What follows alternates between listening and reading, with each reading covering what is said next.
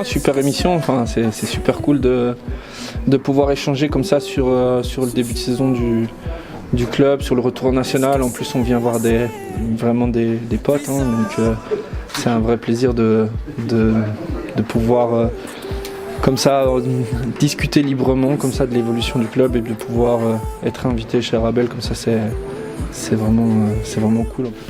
Bah oui, une très bonne émission, franchement, des invités super sympas qu'on connaît. Ils ont pu exposer vraiment et répondre aux questions qu'on a pu poser.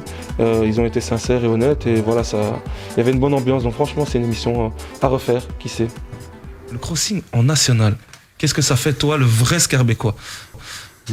Voilà, c'est quelque chose qu'on attendait depuis longtemps. On a beaucoup travaillé avec Erdal pour pouvoir remettre le club droit dans un premier temps et puis pouvoir enfin passer cet échelon. Alors moi, en tant que vrai Scarbecois, c'est vrai que c'est un manque que j'ai en moi.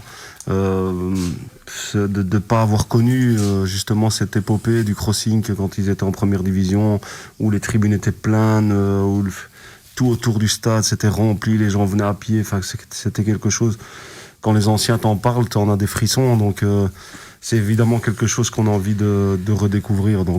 On est tous impliqués à 200%, je pense, dans le fait de pouvoir réussir ces objectifs-là, et donc à la limite, peu importe le titre qu'on a, hein, ce qui est le plus important, c'est de savoir que le dimanche, on peut prendre les points qu'il faut et que le club peut continuer à grandir autant sur le plan de son équipe première que sur son école des jeunes. Et ça, c'est beaucoup plus important que le titre qu'on peut donner à Thierry et à n'importe qui ou à moi-même.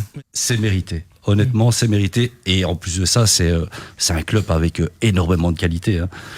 C'est un gros club, hein, et le fait qu'il soit passé en national, j'espère que ça permettra au crossing de continuer à grandir, et en espérant qu'à un moment donné, ce stade se remplisse comme avant. Thierry et Julien, le but du crossing, encore une étape plus haut? Il était important pour nous de digérer convenablement la montée de provincial à la nationale, parce qu'on a beau dire ce qu'on veut, même si le niveau n'est pas très escalier au-dessus, il est quand même plus fort, et donc ça, c'est déjà sportivement s'adapter à ce niveau, c'était important de le faire. Je pense que le président est ambitieux, mais il faut pas seulement grandir sportivement, il y a aussi plein d'autres choses, plein d'autres aspects sur lesquels on doit grandir, notamment au niveau structurel, sur lesquels on a déjà fait beaucoup d'efforts, mais sur lesquels il y a encore des choses à mettre en place, notamment pour pouvoir répondre au système des licences convenablement, parce qu'on a bien vu dans le football moderne que c'est un des points majeurs sur lesquels il faut faire attention aujourd'hui quand on gère un club. J'en ai fait les frais, je sais ce que c'est. Rodrigue, le projet, qu'est-ce qui t'a emballé? Parce que l'année passée, tu n'étais pas là l'année passée. Hein? Non, j'étais pas là. Et je pense vraiment qu'en fait, le projet, c'est vraiment ça la base de ma venue au crossing, parce que voilà, j'avais des opportunités de jouer beaucoup plus haut. Mais on va dire qu'un projet comme le crossing, actuellement dans le football amateur, il n'y en a pas énormément. Donc je pense que même dans le futur, ça sera vraiment le club où les joueurs, on va dire, voudront aller. Et voilà pourquoi je suis venu en tout cas. Mais je pense que dans le futur, le crossing va se donner les moyens, en tout cas, pour pouvoir justement essayer de rattraper ou d'approcher les grands de Bruxelles. Et je pense que c'est ça qui est vraiment séduisant. Mmh.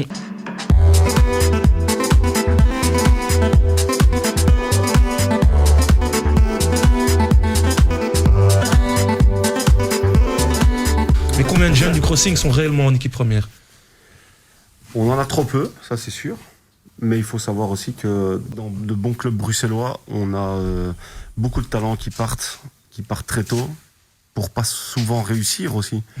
Donc on essaye parfois d'un jeune qui nous a quittés en U11 ou 12, on essaye parfois de les récupérer un peu plus tard. Mais c'est vrai qu'on en a trop peu, mais c'est aussi le fait que voilà, je me demande si à Bruxelles on a des bonnes séries, mais pas encore assez. Je parle surtout des petites catégories. On hérisse. On perd beaucoup trop de jeunes, beaucoup trop tôt à mon goût. Voilà, mais on les perd parce qu'il y a des championnats plus huppés à gauche et à droite. Et... On a mis en place des projets. Vous oubliez pas non plus que début de saison, on a un match d'ouverture contre l'Union Saint-Gilloise. Vous gagnez 1-0. 0-1, ouais. 0-1, pardon. Ouais. Tant mieux. Mais est-ce que vous avez vu qu'il y a un gamin de 15 ans qui a joué une mi-temps ce jour-là? Si, moi, je l'ai vu. Et il vient de notre école des jeunes. Et c'est pas le seul. Est-ce que vous avez vu que Mardoché... Non, mais après, il a 15 ans, c'était un match amical. Après, il a disparu, évidemment, parce qu'il faut 16 ans pour jouer en équipe première. Voilà. Mais est-ce que ce garçon est toujours dans le noyau première? Tout à Est-ce fait. qu'il continue à s'entraîner avec vous? Ça fait maintenant 1 an qu'il s'entraîne avec nous. Parce que c'est un phénomène. Alors, Tout à fait. Rodrigue, qu'est-ce que tu en penses de... Donc, quand on m'a fait venir, on m'a parlé des jeunes et on m'a justement dit que voilà, je pouvais encadrer et être là pour eux. Et moi, c'est quelque chose que voilà que j'aime bien faire et qui m'a plu. Et quand je suis arrivé, j'ai vu beaucoup de jeunes et très très très très très attentifs. Et en tout cas, j'ai pu remarquer qu'en fait, à Bruxelles, il y avait énormément de talent. Et surtout au crossing, parce que quand on regarde même les écoles de jeunes, comme vous l'avez dit tantôt, il y a beaucoup de talent.